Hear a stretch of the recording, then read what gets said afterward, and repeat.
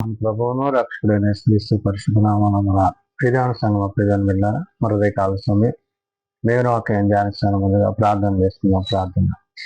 కృపగల తండ్రి, దయగల మా ప్రభాని బంగారు పదాలు కొల్లెట్లని మమ్మల్ని ఆలోచిస్తున్న స్తోత్రములు గతించిన రాత్రి అంతా నీ రేఖల చాటుగా కాపాడి సంరక్షించిన దేవ మరొక కాల సమయం సజ్జలేఖం చేసి ప్రార్థించండి. వాక్యమైన దేవుడు వాక్యం నాతో మాతో మాట్లాడి మీరే మహిమ గంట ప్రభావాలు పొందమని చేస్తున్నామని అడుగుతున్నాం తండ్రి. ఆమె ఫిర్యాదు సంఘం ప్రధాన బిడ్డలో నిర్ధంకి ఏర్పాటు చేయబడిన వాక్యభాగం క్రితము తర్వాత 4వ ఆదివారం ఏర్పాటు చేయబడిన పత్రికా వాక్య భాగం అపోస్తలుడైన పౌలు రోమీయులకు రాసిన రోమా పత్రిక 8వ అధ్యాయము 18 నుంచి 23 వరకు ధ్యానం చేస్తున్నాం. క్రితము తర్వాత 4వ ఆదివారం ఏర్పాటు చేయబడిన పత్రికా వాక్య భాగము అపోస్తలుడైన పౌలు రోమీయులకు రాసిన రోమా పత్రిక 8వ అధ్యాయము 18 నుంచి 23 వచనములో వివరంగా రాయబడినవి. మన ఎడల ప్రత్యక్షము కావో మహిమ ఎదుట ఇప్పటి కాలపు శ్రమలో ఎన్నతగినవి కావని ఎంచుతున్నాను. పౌలు మహాశయుడు రోమా సంఘానికి పత్రిక రాస్తూ మహిమా నిరీక్షణలతో కూడిన దేవుని యొక్క ప్రేమ, అవును, దేవుని యొక్క మహిమలో, ఆయన యొక్క ప్రత్యక్షతలో మనము ఆయనతో పాటు సదాకాలము జీవించేవారమై ఉన్నాం. కాబట్టి యేసుక్రీస్తు ప్రభువారు మన కొరకు శ్రమపడి శ్రమను అనుభవించి మనలను రక్షించుట కొరకు, మనకు పాపక్షమాపణ దయచేయట కొరకు ఏ పాపము లేని ఆయన మన పాపముల నిమిత్తము రక్తము కార్చారు. కాబట్టి ఇక్కడ పౌలు భక్తుడు రోమా సంఘానికి పత్రిక రాస్తూ మన ఎడల ప్రత్యక్షము కావు మహిమ ఎదుట అంటున్నారు. అంటే దేవుని యొక్క ప్రత్యక్షతలో, ఆ ప్రత్యక్షతలో ప్రభువుతో పాటు మనము సదాకాలము జీవించేవారమై ఉంటామని, ఆ ప్రత్యక్షతను గురించి ఇప్పటి కాలపు శ్రమలో ఎన్నతగినవి కావని చూస్తున్నాను అంటున్నాడు. అంటే ఇహమందు మనకు ఎదురవుతున్న ఈ పరిస్థితులు, ఈ శ్రమలు, శోధనలు అవి మాత్రమును మరి దేవుని యొక్క విషయంలో, దేవుని యొక్క రాజ్య విషయంలో అవి ఇబ్బంది కలిగినవి కావు అనే విషయాన్ని చెప్తున్నాను. అంటే ఇహమందు మనకు కలిగే శ్రమలు అవి మనము అనుభవించుటలో, వాటిని ఎదుర్కొనుటలో దేవుడు మనకి సహాయుడై ఉండి ఆయన మనను శ్రమపరచక మన నిమిత్తం ఆయన శ్రమను అనుభవించారు. కాబట్టి పౌలు అంటున్నాడు, ఇప్పటి కాలపు శ్రమలో ఎన్నతగినవి కావని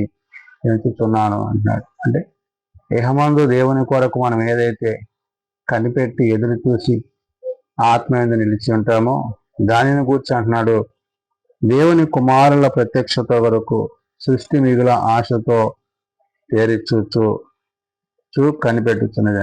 అంటే ప్రభు యొక్క రాకడను, ఆయన రెండవ రాకడ కొరకు కనిపెట్టే మరి పరిశుద్ధులుగా, విశ్వాసులుగా, పరిశుద్ధ సంఘముగా మనం ఉండాలి అనే మాటని ఇక్కడ పౌలు ప్రస్తావన చేశాడు. అంటే దేవుని కుమారుడైన క్రీస్తు, అంటే తండ్రి యొక్క కుమారుడైన క్రీస్తు యొక్క రాకడ, అందు ప్రత్యక్షత కొరకు సృష్టి మిగుల ఆశతో తేరిచూచు కనిపెడుతున్నాను. అంటే ప్రభు రెండవ రాకడను ఆహ్వానిస్తున్న సంఘముగా, సార్వత్రిక సంఘంగా పౌలు ఇక్కడ మాట్లాడుతూ, ఏలయనగా సృష్టి నాశనమునకు లోనైన దాస్యములో నుండి విడిపింపబడి దేవుని పిల్లలు పొందబో మహిమగల స్వాస్యము పొందుదునను నిరీక్షణ కలదై స్వేచ్ఛగా కాక దానిని లోపరుచున వాని మూలముగా వ్యర్థపరచబడను అంటున్నాడు. అంటే ఏది ఇక్కడ నాశనానికి కారణం ఏంటంటే దేవుని చిత్తాన్ని గాక, దేవుని ఉద్దేశాన్ని గాక, ఇహమందుండు వాటి యొక్క ఉద్దేశాల చేత ఆ యొక్క మహిమలో ప్రవేశించలేని పరిస్థితులు ఏర్పడుతున్నవి. కాబట్టి ఇక్కడ పౌలు చెప్తున్నాడు, ఎలాగనగా సృష్టి నాశనమునకు లోనైన దాస్యములు అంటే ఇహ సంబంధమైన వాటిని బట్టి లోకము, పాపము ఏమవుతుంది, నాశనానికి గురవుతుంది.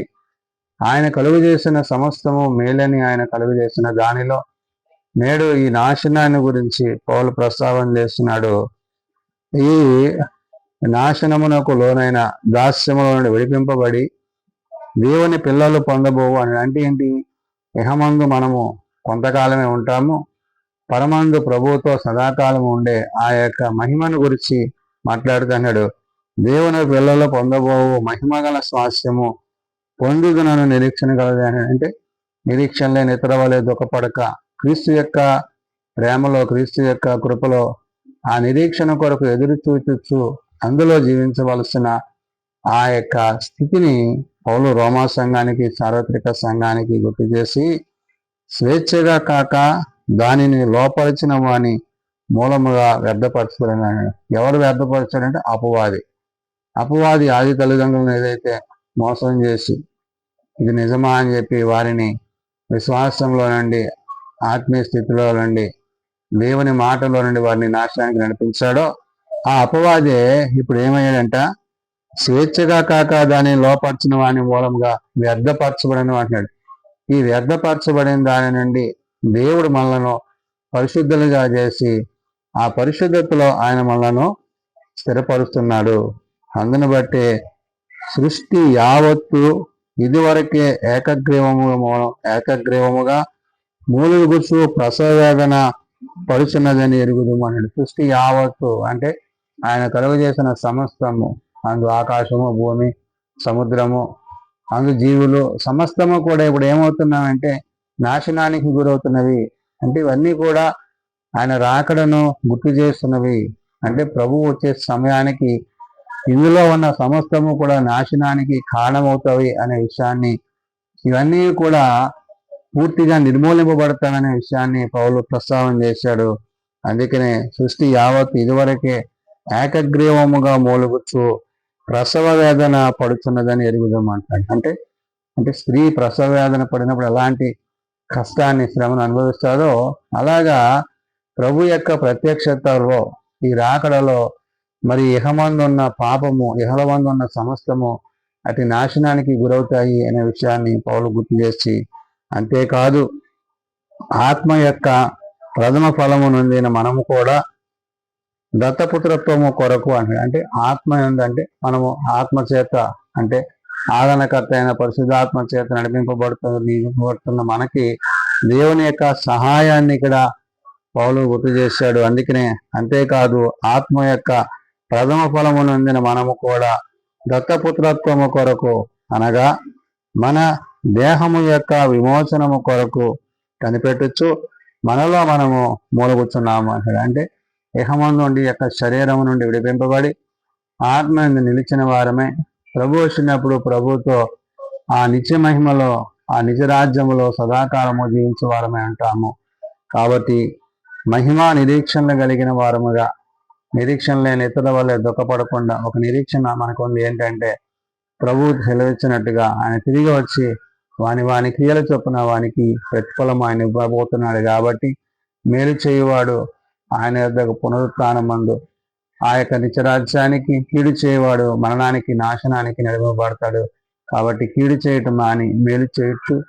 దేవుని వాక్యమునందును, వాక్య ఉద్దేశాల యందును, ప్రార్థన యందును పట్టుదలగలిగి ఆత్మతో, సత్యముతో ఆయన ఆరాధిస్తూ ఆనాడు రోమా సంఘానికి, నేడు సార్వత్రిక సంఘానికి పౌలు తెలియజేసినట్లుగా మహిమ నిరీక్షణలు కలిగిన వారమై క్రీస్తు యొక్క మహిమలో, ఆ నిత్య మహిమలో ఆయనతో పాటు సదాకాలము జీవించే వారమై ఉండాలని ఉదయకాల సమయమున పరిశుద్ధాత్మ దేవుడు భక్తుడైన పౌలు ద్వారా తెలియజేస్తున్న మాటలు ప్రార్థన చేసుకుందాం.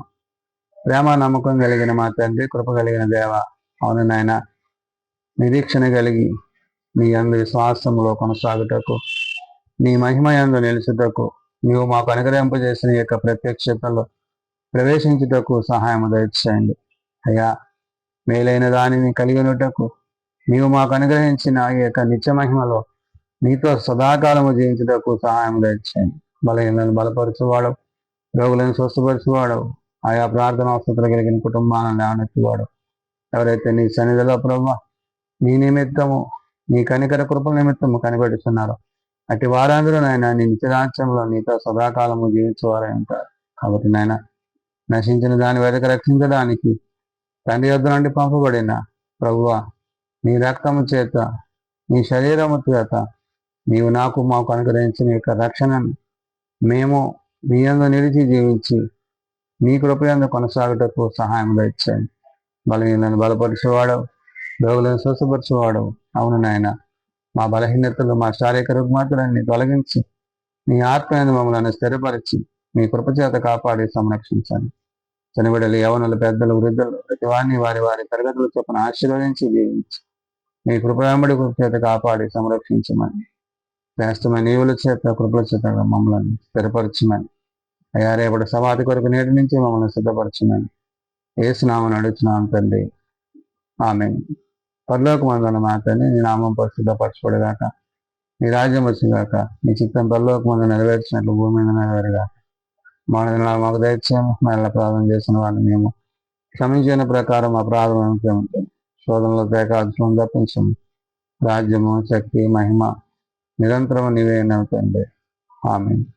మన పరమ తండ్రి అయిన దేవుని ప్రేమ, ప్రభువైన యేసుక్రీస్తు కృప, ఆదరణకర్త అయిన పరిశుద్ధాత్మ సహాయము సదాతుడైండి సంరక్షించునుగాక.